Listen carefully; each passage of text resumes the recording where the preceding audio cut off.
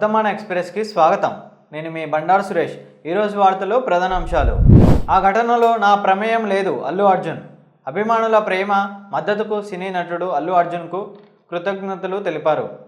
తన నివాసం వద్ద నిర్వహించిన మీడియా సమావేశంలో ఆయన మాట్లాడారు. నాపై చూపుతున్న అభిమానానికి ధన్యవాదాలు.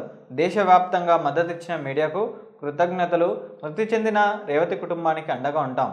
సంధ్యా థియేటర్లో జరిగిన అనుకోని ఘటన, అందులో నా ప్రమేయం లేదు.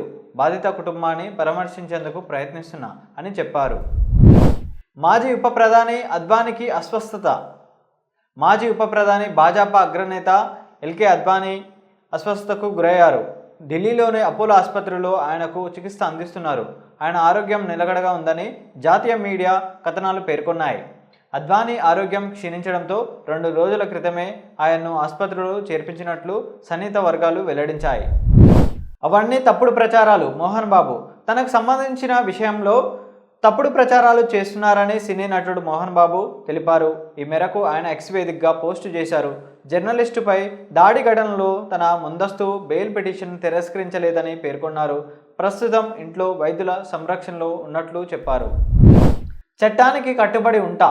అల్లు అర్జున్. సినీ నటుడు అల్లు అర్జున్ తన అభిమానులందరికీ కృతజ్ఞతలు తెలిపారు. జైలు నుంచి విడుదలైన ఆయన జూబ్లీహిల్స్లో నివాసానికి చేరుకున్న అనంతరం మీడియాతో మాట్లాడారు. నాకు అండగా నిలిచిన వారందరికీ కృతజ్ఞతలు. నేను చట్టాన్ని గౌరవిస్తా. చట్టానికి కట్టుబడి ఉంటా.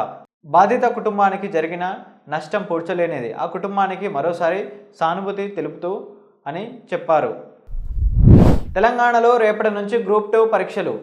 రాష్ట్రంలో 783 గ్రూప్ 2 సర్వీస్ పోస్టులు భర్తీకి ఈ నెల 15, 16 తేదీల్లో పరీక్షలు నిర్వహించేందుకు టీజీపీఎస్సీ పటిష్ట ఏర్పాటు చేసింది.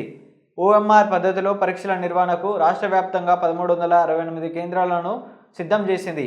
ఈ పోస్టుల భర్తీకి టీజీపీఎస్సీ 2022 డిసెంబర్ 29న ప్రకటన జారీ చేయగా 5,51,943 మంది దరఖాస్తు చేసుకున్నారు.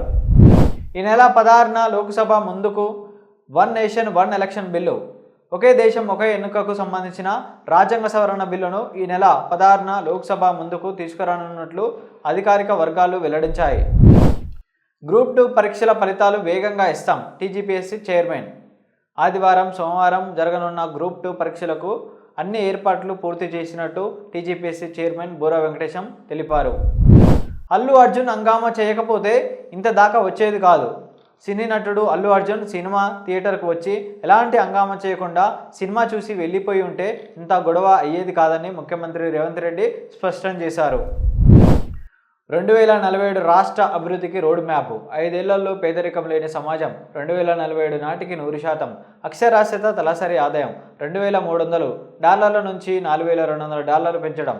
రాష్ట్ర అభివృద్ధి వ్యవస్థను $2.4 ట్రిలియన్ వృద్ధి చేయడం. రాష్ట్ర ప్రజల సగటు ఆయు ప్రమాణాన్ని 85 ఏళ్లకు పెంచడం.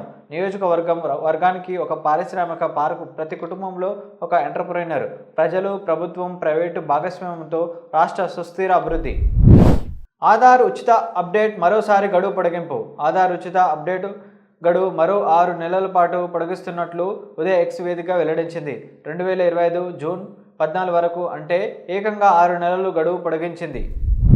ఇంతటితో ఈ వార్తలు సమాప్తం. మరిన్ని వార్తల కోసం మన ఛానల్ని సబ్స్క్రైబ్ చేసుకోండి. మీ అభిప్రాయాలను కామెంట్ రూపంలో తెలియజేయండి. ఈ వార్తలను ప్రజలకు తీసుకెళ్ళండి.